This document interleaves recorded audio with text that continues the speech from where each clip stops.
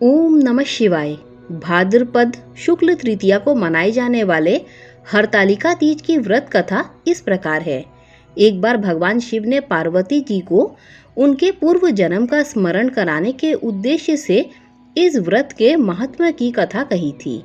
श्री भोले शंकर बोले, हे गौरी, पर्वतराज हिमालय पर स्थित गंगा के तट पर तुमने अपनी बाल्यावस्था में 12 वर्षों तक अधोमुखी होकर घोर तप किया था।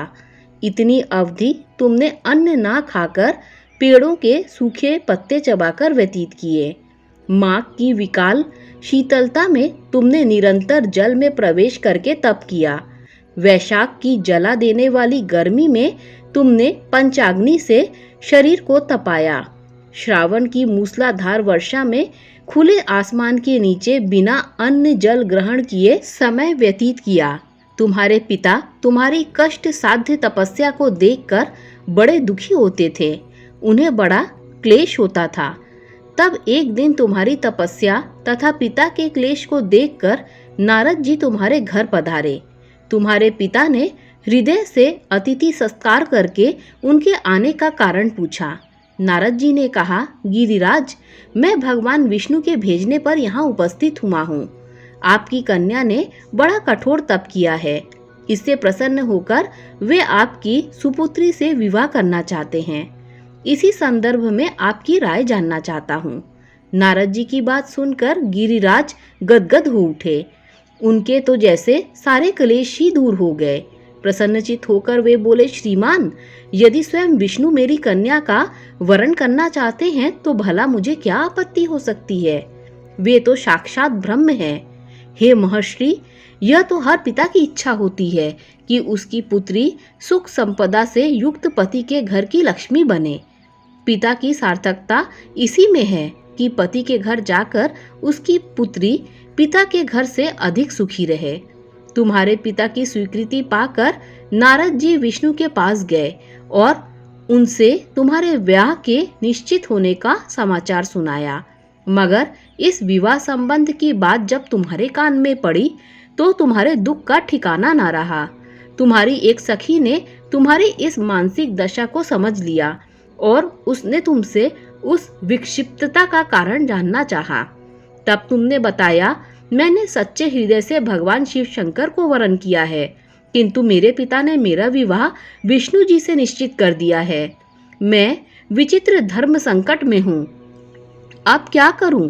प्राण छोड़ देने के अतिरिक्त अब कोई भी उपाय शेष नहीं बचा है।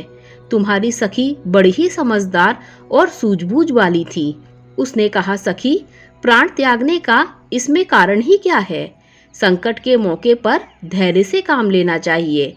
नारी के जीवन की सार्थकता इसी में है कि पति रूप में हृदय से जिसे एक बार स्वीकार कर लिया, जीवन पर्यंत उसी से निर्वाह करे।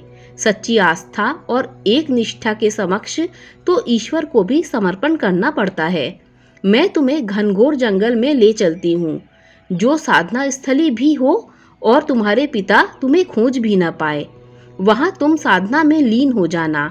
मुझे विश्वास है कि ईश्वर अवश्य ही तुम्हारी सहायता करेंगे। तुमने ऐसा ही किया। तुम्हारे पिता तुम्हें घर ना पाकर बड़े दुखी और चिंतित हुए। वे सोचने लगे कि तुम न जाने कहाँ चली गई। मैं विष्णु जी से उसका विवाह का प्रण कर चुका हूँ। यदि भगवान विष्णु बारात लेकर आ गए और कन्या घर पर नहीं हुई तो बड़ा अपमान होगा। मैं तो कहीं मुंह दिखाने के योग्य नहीं रहूंगा। यही सब सोचकर गिरिराज ने जोर शोर से तुम्हारी खोज शुरू कर दी। इधर तुम्हारी खोज होती रही और उधर तुम अपनी सखी के साथ नदी के तट पर एक गुफा में मेरी आराधना में लीन थी। भाद्रपद शुक्ल तृतीया को हस्त नक्षत्र था। उस दिन तुमने रेत के शिवलिंग का निर्माण कर व्रत किया। रात भर मेरी स्तुति के गीत गाकर जागी। तुम्हारी इस कष्ट साध्य तपस्या के प्रभाव से मेरा आसन डोलने लगा। मेरी समाधि टूट गई। मैं तुरंत तुम्हारे समक्ष जा पहुंचा और तुम्हारी तपस्या से प्रसन्न होकर तुमसे वर मांगने के लिए कहा। तब अपनी तपस्या के फलस्वरूप मुझे अपने समक्ष पाकर तुमने कहा, मैं हृदय से आपको पति के रूप में वरण कर चुकी हूँ। यदि आप सचमुच मेरी तपस्या से प्रसन्न होकर यहाँ पधारे हैं तो मुझे अपनी अर्धांगिनी के रूप में स्वीकार कर लीजिए। तब मैं तथास्तु कहकर कैलाश पर्वत पर लौट आया। प्रातः होते ही तुमने पूजा की समस्त सामग्री को नदी में प्रवाहित करके अपनी सहेली सहित व्रत का पारण किया। उसी समय अपने मित्र बंधु व दरबारी सहित गिरिराज तुम्हें खोजते खोजते वहां आ पहुंचे और तुम्हारी इस कष्ट साध्य तपस्या का कारण और उद्देश्य पूछा। उस समय तुम्हारी दशा को देखकर गिरिराज अत्यधिक दुखी हुए और पीड़ा के कारण उनकी आंखों से आंसू उमड़ आए थे। तुमने उनके आंसू पोंछते हुए विनम्र स्वर में कहा, पिताजी, मैंने अपने जीवन का अधिकांश समय कठोर तपस्या में बिताया है। मेरी इस तपस्या का उद्देश्य केवल यही था कि मैं महादेव को पति के रूप में पाना चाहती थी। आज मैं अपनी तपस्या की कसौटी पर खरी उतर चुकी हूँ, क्योंकि विष्णु जी से मेरा विवाह करने का निर्णय ले चुके हैं। इसीलिए मैं अपने आराध्य की खोज में घर छोड़कर चली आई। अब मैं आपके साथ इसी शर्त पर जाऊंगी कि आप मेरा विवाह विष्णु जी से न करके महादेव जी से करेंगे। गिरिराज मान गए और तुम्हें घर ले गए। कुछ समय के पश्चात शास्त्रोक्त विधि विधान पूर्वक उन्होंने हम दोनों को विवाह सूत्र में बांध दिया। हे पार्वती, भाद्रपद की शुक्ल तृतीया को तुमने मेरी आराधना करके जो व्रत किया था, उसी के फलस्वरूप मेरा तुमसे विवाह हो सका। इसका महत्व यह है कि मैं इस व्रत को करने वाली कुंवारियों को मनोवांछित फल देता हूँ। इसीलिए सौभाग्य की इच्छा करने वाली प्रत्येक युवती को यह व्रत पूरी एक निष्ठा और आस्था के साथ करनी चाहिए।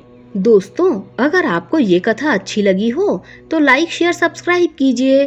Thanks for watching this video. Her her Mahadev.